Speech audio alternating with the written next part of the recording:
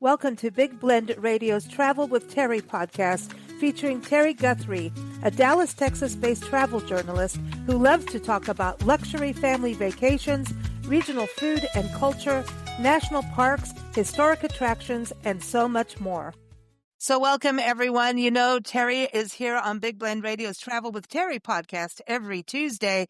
And today we have got something real special in store. You know, she likes to travel quite a bit, as you know, to be able to do a weekly podcast for you. And today she is actually recording this episode from a schooner. It's the J&E Riggin. It's a very historic schooner in Maine. And right now she is sitting with Captain Justin and his wife Jocelyn. Both of them are captains. And also her husband, Ron Guthrie, you know, the fighter jet pilot, excuse me. And they are all on this schooner, so we're going to chat with everyone and find out just how awesome this experience is. As Terri has been on the schooner, she's been sending me photos. She's like, look at the sunset, look at the band playing, look at the food. I'm a little jealous. I am just saying. Terri, how are you? Welcome back. How are you? I'm so excited about this. Well, thank you, Lisa. Honey, I am in paradise and I am just loving it. This is just magnificent. I wish you could see where we're actually sitting right now. It's just soaking in all the natural beauty and treasures of the Maine coastline and being on this beautiful, historic, national landmark schooner, which is also a Windjammer, I learned. And it's called the J&E Riggin. And this is basically like a B&B on the sea. I'm telling you, there is no place on earth you can have quite this experience, and I have just been blown away. And I'm not kidding. I mean, this really and truly is a unique experience. This is the only place in all of the USA that you can do exactly this. And it is something that I think people are looking for, just wanting something different, something off the beaten path. And that's exactly what this is. Just keep on thinking of not just in our 20s, but hundreds of people that would love to do this, but they just don't know about it. And so I'm so excited to be here to get to share the good news about what's going on here on the J&E Riggin and with the dynamic duo, Captain Jocelyn and Justin. Love this. And I want everyone to know you can go to schoonerriggin.com to check this out, because you are sleeping on the Windjammer, right? And that's this is amazing. This is not just a boat ride, right? This is something like an epic way to travel and not have to do the work, but actually be out in the elements and as well. I mean, you're not out in the elements when you go to bed, right? Terri, this is like you said, a B&B at sea, right? Right. Well, you actually do have the option of camping out under the stars on. Really? I'm in. Yes, you do. And we have our sleeping bags and are planning on doing that one night, maybe tonight. But no, we have a nice cabin and we're sharing the ship with, I'm not sure how many other guests do we have. I haven't heard. 14. Yes. And then they have about 5, 6 crew. Mm-hmm. And Lisa, I want to tell you something. This crew is something else. They are amazing. They're like my new best friends. They are so sweet and just the hardest working people I have ever been around. And the captains, of course, are the bomb. And I can tell you, everybody loves Jocelyn and Justin. And they have just done a fantastic bang-up job. I'm telling you, let me tell you how good they are. Yeah. There's a lady and a man on this ship, this beautiful wooden historic ship. You're not going to, just guess how many times they have done this. 5? Honey, listen. Well, the man 37 times and the lady 54 times. Yes. Is that unbelievable?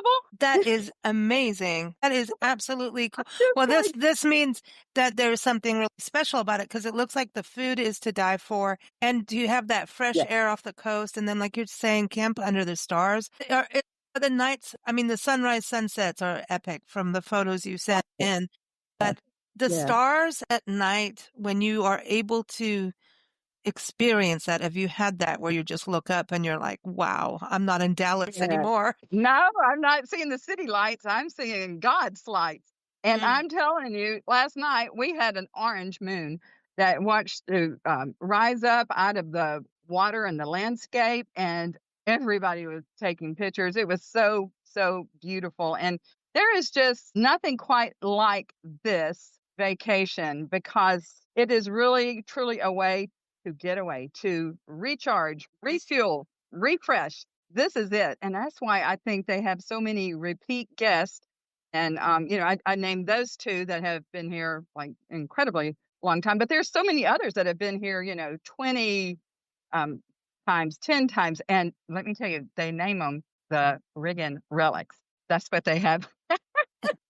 I Well, saw that on somebody's hat. I'm like, what is a Riggin Relic? And they're like, if you come here 5 or more times, you get this hat and patch. So, yeah, we're not a relic yet, but we're going to work on it. this, like, when you go on a cruise, sail and then you sleep and then you get out at a port.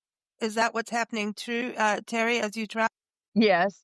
Yeah, we left the Windjammer wharf, as they call it. That's where a lot of the Windjammers are. And there is something called the Maine Windjammer Association that kind of all of this is kind of under their umbrella, that they all work together as a team that I love. They have an amazing association.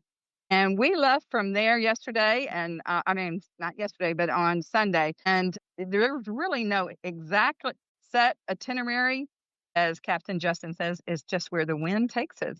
Now, we have a few, things that he likes to do that they have planned. And one is where we are right now. We're at Marshall Island. Is that correct? Yep. Not the Marshall Islands, but No. Marshall Island right here in the middle of, which bay is this?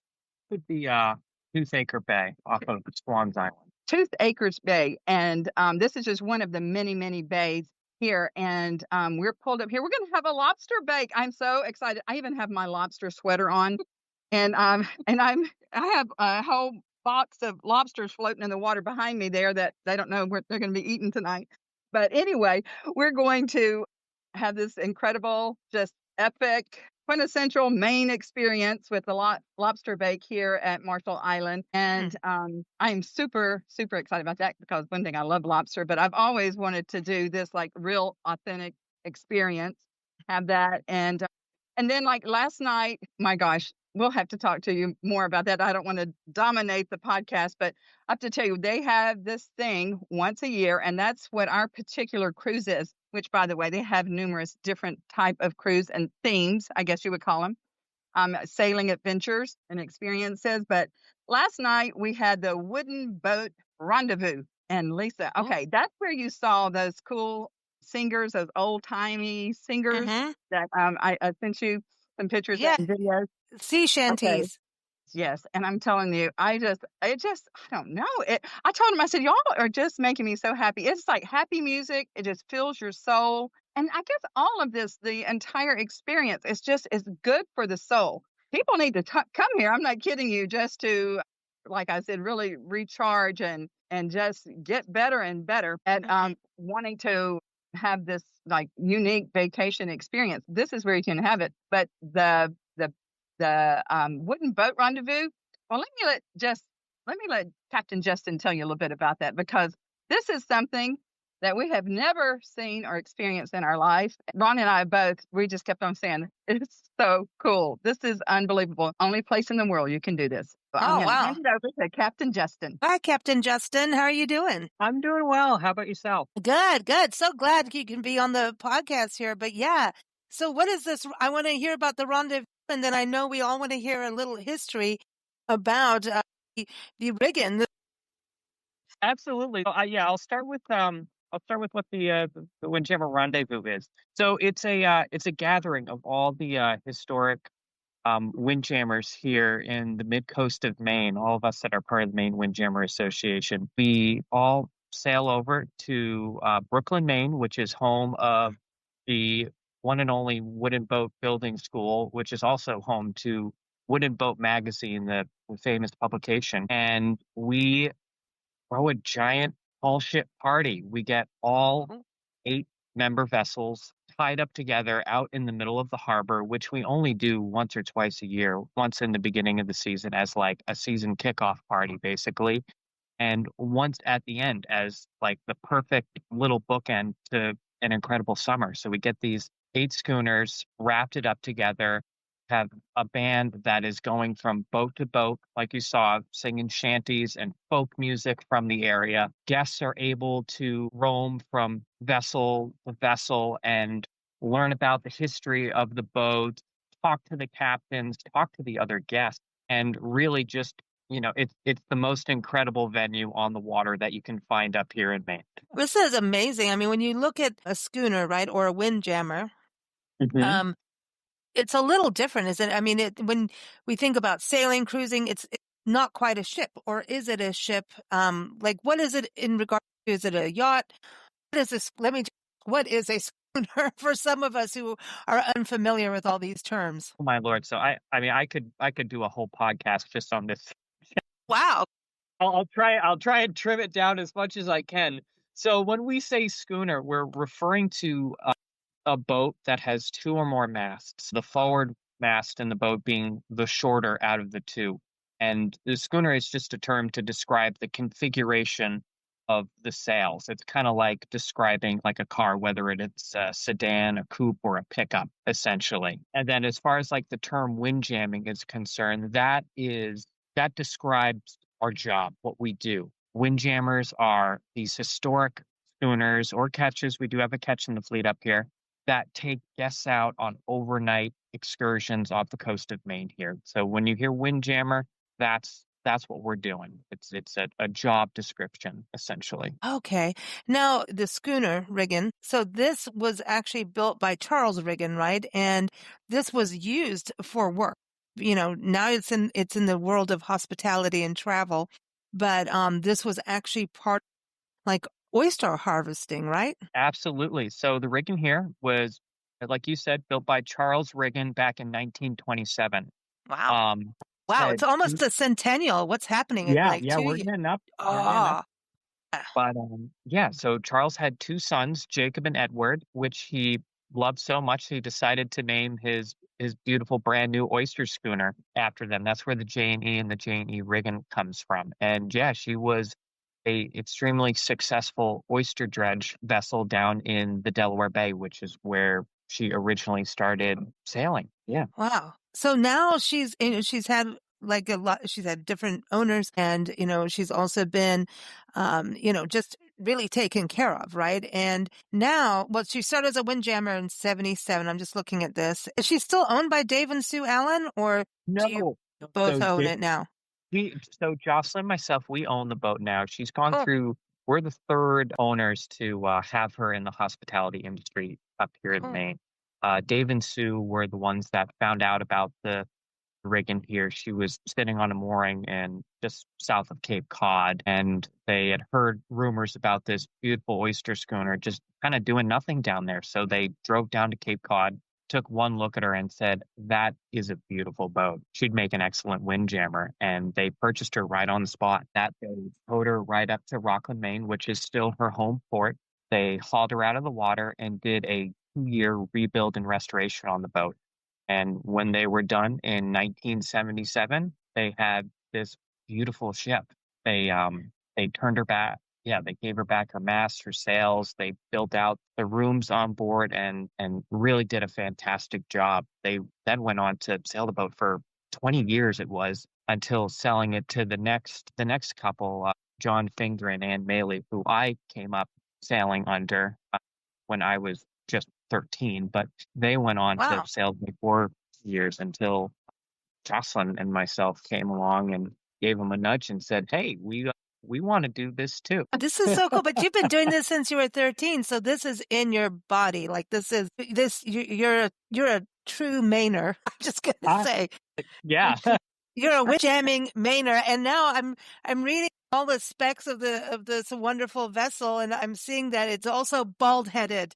I didn't know that a schooner would be bald-headed. It's fascinating. Yeah, I had no idea. This is a whole new lingo. We should do a show on ships and boats. I could do a podcast just on nautical nomenclature. But when we say bald-headed, what we're referring to is that she doesn't carry any topsails. So she has 2 masts with 4 sails. And some boats, what they'll do is on top of the existing masts, they'll stack even more masts because why not have more sail? And those boats have top masts with sails that go up there as well. We don't have those, so we're referred to as a bald-headed. Well, see, but this is the stuff you learn, and you really, I mean, this is so exciting. And I know Terry's beside herself on this whole adventure here. Before you put us over to Captain and Chef Jocelyn, how did is Riggin a lady? She's a lady, right? She's Lady Riggin. Should I, Yeah, always yeah, a yeah. Well, lady. Yeah, she's a lady. Yeah, she's a lady. And they say that about bed and breakfast too. They're a lady. They're a historic lady, and she's a matriarch of the sea. Um, she became a National Historic Landmark. I didn't even know you could do that with an actual operating vessel. It's my new word, vessel, today. So, yeah. So did you apply for that to happen? I mean, that takes a lot of paperwork and stuff to make that happen. no, when Jocelyn and I got the boat, she had already been a National Historic Landmark for a number of years. I believe she got that 1992. in 90, 19, 91. Apparently, 91. My God, 91. so It's I got the specs in front of me. She was a Yeah. National Historic Landmark before I was even born. Well, there it is. But this is so cool. I mean, a National Historic Landmark. So, that's when you're sailing in history. You feel like, wow, this is, and the fact that she's going to turn 100 in, less than 2 years is pretty exciting. So everyone, you can go to sea on a landmark, and this is magic. So please put us through to Captain Jocelyn, because we want to talk food, weddings, and all that good stuff, because I can only imagine what it's like to cook at sea. I already have a problem just cooking in general, but like if it's moving, I don't know how that's happening. So welcome, Captain and Chef Jocelyn. How are you? I'm doing great. Good to have you here. So how do you cook on a moving vessel without things going off into the water? A lot of careful planning is pretty essential to us having success down in the galley, but I do it all with the help of an excellent crew and a trusty wood stove. Huh. Okay. Well, they're a wood stove. So this is your working history then. Actually, a but you know what? Once you get them, they actually are pretty good to work with. Actually, I've cooked on a wood burning stove before. Once you have this relationship of how wood stove wants to be, also a lady, becomes a little, I don't know, it's almost better than what we have now. Like, what would you say? Is it harder? I like the fact that it's a little less predictable than the ability to set and forget a conventional oven at home. I think it does something absolutely magical to baked goods. So I bake all of our breads and pastries fresh on board every day. And I think that anyone who sailed before will attest that wood stove does something magical to those baked goods. Yeah. Well, I think I heard Terry's enjoying the food. She kept telling me, sending me photos. Look at this, look at that, lobster bakes.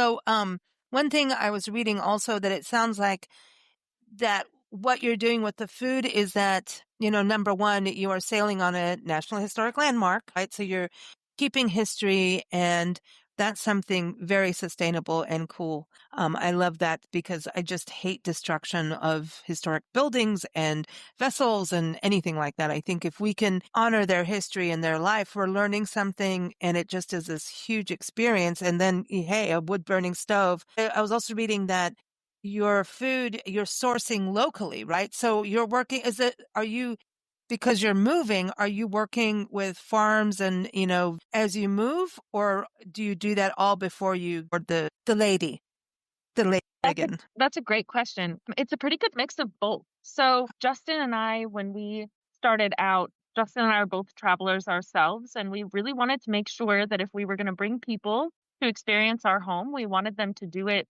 in a way that was sustainable to our community. And part of the way that we do that is reinvesting in our community. And one of the best ways for me to do that from the galley is to make sure that we're sourcing our ingredients hyper locally. So I have a fantastic farm share. I get almost all of the produce we serve on board the boat from our farm share or from my own backyard garden. We compost here on board, and that goes through a community composting service that helps provide good quality compost to local farms and gardeners. We have a fantastic relationship with our local butcher and seafood co-ops along the coast, which is where I source all of the meat and seafood that we serve here on board. And if we do these small things I think it like helps to build a community around the boat. Mm. That's really cool. And then you're teaching guests, especially if they come from outside of Maine, what a taste of Maine is like too, right? So you're using local, I know working with local breweries. Obviously, I believe the lobster comes from Maine, right? Boat right before we departed. That is so amazing, right? So you also do weddings and special events on board, right? So do you cater those or do people bring things on board? I would almost think you're going to do it on yourself, right? Yeah, we have done weddings on board before and events. It's not unusual for the boat to be chartered not only by folks celebrating weddings and anniversaries and major birthdays, but also just people who have a common interest. So, the local knitting circle would charter the boat and go out for a cruise. And when those things happen, yeah, we do. We work closely with the charters hosts to make sure we're building a menu that meets the needs of everybody on board. Yeah, because I know even since you are a B&B on sea or at sea, you still have to look at what people like. I'm allergic to seafood, so I have no idea what the big joy is on lobsters other than all my friends who eat seafood adore lobster and it's like specialty. And if you can go to Maine and get it right there and then of course have it a lobster bake like what's going on tonight for you guys, that's a huge deal. What would happen if I came on board and said like I'm allergic to seafood? I mean, I feel like places like in Louisiana they're going to like kick me out of the state because I can't eat it, You were. You'd be far from my first seafood intolerance even this summer. Really? And yeah, we do lobsters at bake, of course, but we also do marinated flank steak from our local butcher and a variety of fire roasted vegetables over the campfire as well for folks who might be vegetarian or vegan. Wow. Okay. So you work with everybody on what they need. What is your season like? I mean, do you only do this in the summer or can you go out in the fall? What's it like? Yeah. So we start sailing around Memorial Day weekend. That would be sweater weather up here in Maine still, but a beautiful time of year to be out on the water, sort of before the big crowds of summer come. And we'll stay out here on the bay sailing around until the second week of October. Again, we're back in wool sweaters by that time, but a beautiful time to be in Maine and to appreciate the gorgeous fall foliage that we get up here in New England. When you're docked and it's in October, do you do any kind of Halloween thing just on board, like without sailing that, the haunted Riggin, Lady Riggin? Like, I'm just kind of seeing. Anything like that dockside, but we do on our last cruise of the season always carve jack-o'-lanterns. And I like to put them across the transom of the boat so that when folks come down to the cove, even though the boat's not sailing, it looks a bit festive for the fall as we're downrigging and taking the boat and putting her away for the winter. Do you talk to her and say, time for you to go hibernate like the bears do? It's all right. You get so sleepy. You've worked really hard all summer and now it's time for you to rest and we're going to polish you up and, give you a nice spring clean when it's time to come out and take you to the beauty parlor. I'm sorry. I'm like this about my car. So I can only imagine this national landmark that you have. Like, do you talk to her? I know you do. You talk to the stove too. Justin has a really special connection with the vessel and I have a really special connection with my stove. And I do talk to my stove at least like a person. Like, are you going to cooperate today? Oh, only one woman to another woman can talk like that. Okay. It's the only way. You name your stove. I know this is ridiculous, this conversation where it's going. I get that a lot. This stove that I have in the boat right now is new to us this season, and a name has not yet revealed itself. So she doesn't have a name yet. But the stove that we had in the boat up until last season, they used to call her Lucy. Lucy. Okay, I think a new name because, it's a new lady. And by the time you're doing jack-o'-lanterns, something will come up because crystal ball season and all that. October's a good time to find a name like this.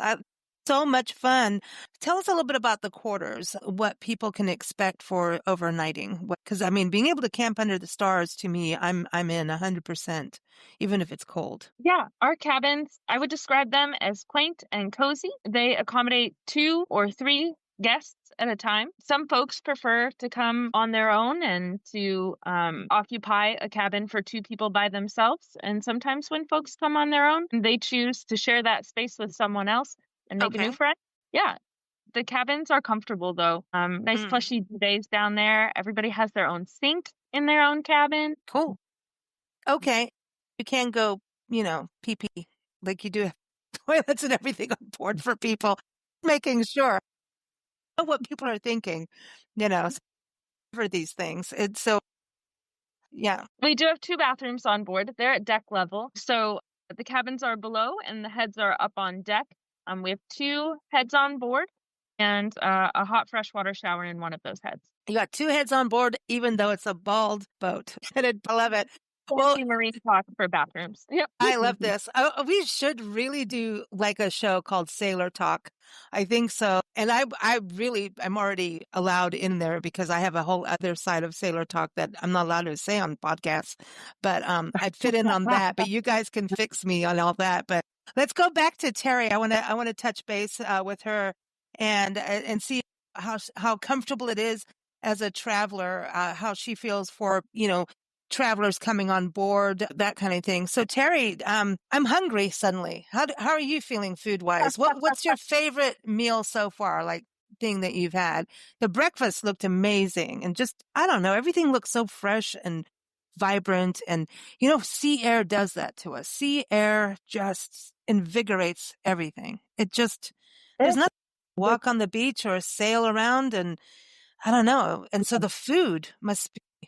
It just looks Well, good. let me tell you, Captain Jocelyn is something else. She has elevated the food experience for everyone. She is a gourmet chef, and all 3 meals a day, plus our appetizers and desserts and everything in between, is very gourmet. Let me tell you, she does have a special relationship with that stove because I'm telling you, they are cranking out some of the best food you have ever tasted in your life.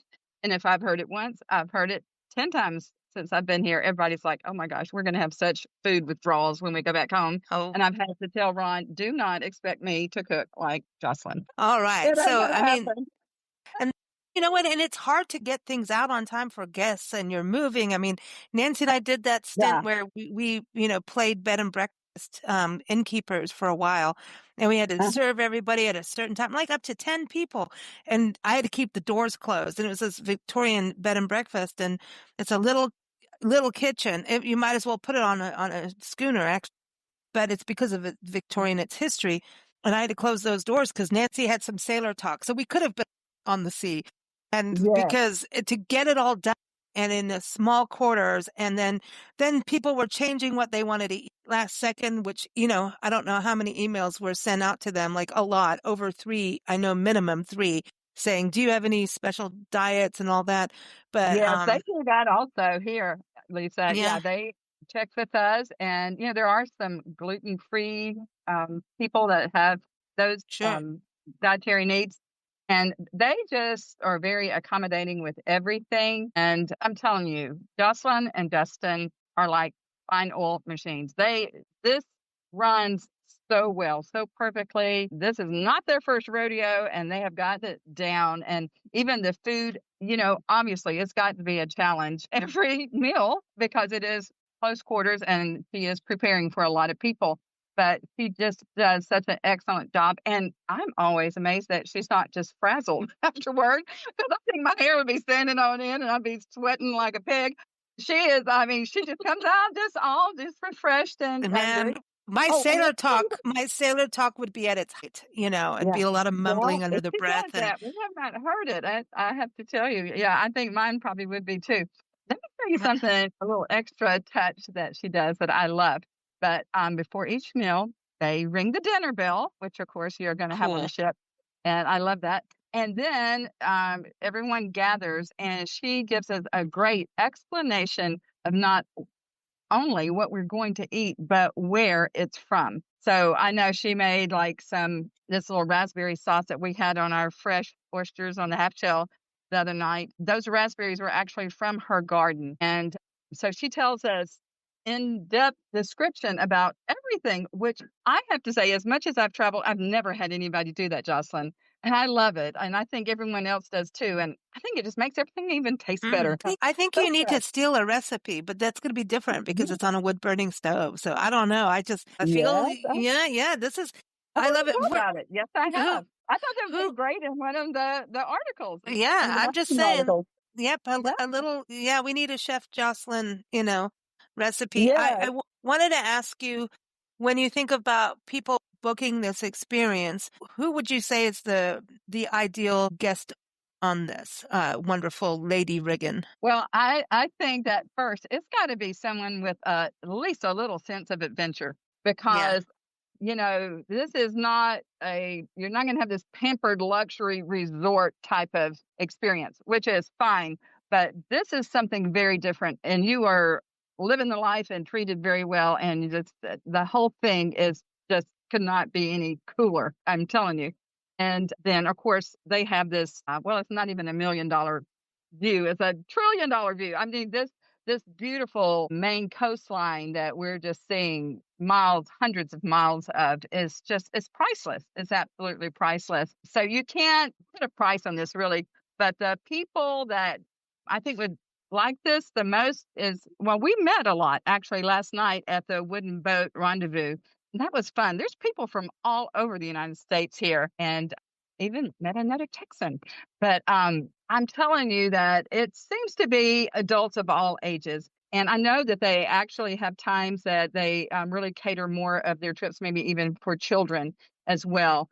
But right now, I would say that maybe the average age is maybe 50, I guess. Okay. And I'm just guessing. Yeah, it's people that love the outdoors, appreciate nature, appreciate an adventure, and especially being on a historic ship. I mean, whoever gets to do that? Well, I was telling them we went to a tall ship festival in Galveston, Texas 2 years ago. And Ron and I are not real nautical people, but we do appreciate it. And I just fast forward, here I am 2 years later, and I'm on this magnificent schooner. I'm having the trip of a lifetime is what it is. And I think that anybody that likes those things, like being out in nature, likes, historic things, likes to eat well and, have great service, great crew, great people around you. The clientele is just fantastic too. There's a special camaraderie, I think you'd say, with the guests here on board. I mean, I think we've made some lifetime friends. I know that Justin and Jocelyn have lifetime friends, for sure. It's something really special because we've got to visit a lot with everyone. I love it. We were all kind of talking about this. This is just kind of like what makes up America. Everybody has put aside, nobody's even mentioned it, but everybody's just put aside whatever their political or religious beliefs or whatever. It's just been just good, healthy, stimulating conversation. And that's cool. I have really loved and appreciated that. And it's just, like I said, it's just good for the soul. Is that, to me, it sounds like it would make a really good family reunion or friends reunion. Like if it's, 30 years after high school kind of thing, reunion of friends and then like special interest groups, I was thinking that would be for naturalists, people that are into nature. My mind is just like this. I want to do this. We still need to get to Maine and travel. Award-winning author Matt Cost comes on our shows all the time, and he's based in Maine. In his books, he writes mysteries and histories, and all his mysteries, a lot of them are set in Maine. And every time I talk to him, it's always about where's the weather, and he's like, Maine is the best weather. I'm like, but it gets cold. He goes, I know, it's perfect. Laughing at Jocelyn with talking about when to wear sweaters, and I'm like, Matt Cost always says he's got the best weather, and anyway. So I want to close off here. I was going to say, speaking of sweaters, so we have several ladies on board that knit. And of course, the sweaters they're wearing, they have knitted themselves. I'm like, I am not worthy. I do have on my lobster sweater, as I mentioned, but I bought it at Target. But yeah, they have the knitting and the crocheting that's going on, just a lot of things like that. Jocelyn and Justin can accommodate any type of group. For sure. I think that's an excellent point. And something else I wanted to tell you too, that I have been so surprised about, and that's why this area is so perfect for these windjammers, is that the water here is just so calm, Lisa. It's not Mm. like, you're in these rough seas, anything like that. We literally are just gliding along from cove to bay to seeing these thousands of islands. And of course, they have 65 lighthouses here in Maine. So it's just, we're just glad. Honestly, well, like when I'm down in my cabin, I cannot tell we're even moving. That's It's awesome. very, very easygoing, just, sets the whole tone. So anybody that tends to get seasick, that's not going to be an issue here. But That's great to know. I wanted to close off with Ron to hear his thoughts on the experience, especially because it's a different Terri. Everyone, don't forget Terri's here every Tuesday here on Big Blend Radio, so you'll hear more of her. And I know we're going to follow up a little bit more on this, but Terri, this is so cool. Everyone on the show, this is awesome. So thank you. But let's hear from Ron. Ron Guthrie. Last time he was on the show, he was talking about being in Istanbul, and today he's talking about being on a schooner in Maine. So, Ron, do you have any idea for naming the stove, the wood-burning stove? I'm just asking because, we always like to talk about naming things like fighter jets. That is an interesting question because that stove produces like angel food. Oh, angel. Terri was talking when Terri was talking about Captain Jocelyn coming up and ringing the dinner bell, and then she would give a description of what she's cooked. And I told her it felt like I was getting a back rub as I'm salivating. It was just, oh, my mouth is watering. It's just wonderful. But I'm sitting on the stern, right? Yep. Captain Justin has been trying to break me in on all the nautical terms of a 100-year-old floating in piece of history that's still out earning its living. And in this fleet, the new kid in this fleet's over 40 years old.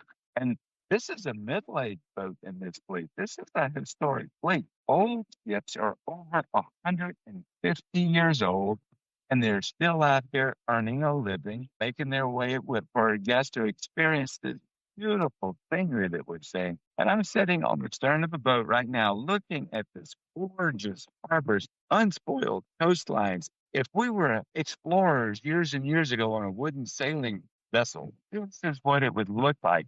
It's authentic and it's plastic and it's historic and it's adventurous. And so if you're looking for something that's really cool, authentic, adventurous, that none of your friends have done, then you need to take a look at cruising here, because you'll have an experience that none of your friends will know about. You'll be the only one talking about this experience until you've talked about it the next year later, and then you'll find out the rest of them went and did it. So I wanted to ask you, because as a experience that you don't get. you did pilot for Delta, and then also obviously the fighter jet pilot experience you have. Going from airplanes, and I know you like all kinds of other things that move. Basically, Ron likes movement, okay? Fast or maybe some calm. I know you've done some cruises. I know you've done a lot in traveling the world, not just across America, but globally. And when you get onto something like this beautiful Windjammer, this historic, vessel, do you kind of have that same feeling as when you're stepping onto a plane, kind of looking at craftsmanship and how does it all work? Do you get into that? Do you feel like a little kid in the candy store, or should I the toy store? Do you feel that way? Yes, it's a totally different environment, but so many of the same things apply. Aviation gets most of our terms from the nautical history that preceded aviation. And as I'm sitting here watching Captain Justin navigate on a map, and I'm very interested about how he's navigating, about how we trim sails. There's so many technical aspects of sailing that really kind of remind you of the technical aspects of flying. And that's one of the reasons the flying terms are all nautical terms. We're going to have to do a show. All right. Because one's a sailing, the sailing vessel, and then there's the flight vessel, but they're both ladies. Okay. So I like this, how ladies are in transportation. And you were on a show and we did women. I mean, this is so cool. All right. So everyone, again, I'm going to give out the website for everyone to connect with, because definitely you are going to want to go on this. So it is schoonerriggin.com, and that is linked in the episode notes. And of course, always keep up with Terri at travelwithterri.com. Thank you for joining us, Ron and Terri. And thank you, captains, Captain Jocelyn, Captain and Chef Jocelyn, and Captain Justin. We hope to hear from you guys again. Thank you so much. Thank you, Lisa, so much. And we're waving from Maine. Ahoy! Ahoy from the J&E Riggin. Thanks for joining us here on Big Blend Radio's Travel with Terri podcast. You can follow Terri's adventures at travelwithterri.net. And that's Terri with an I, not a Y. Follow us here at bigblendradio.com. Happy travels!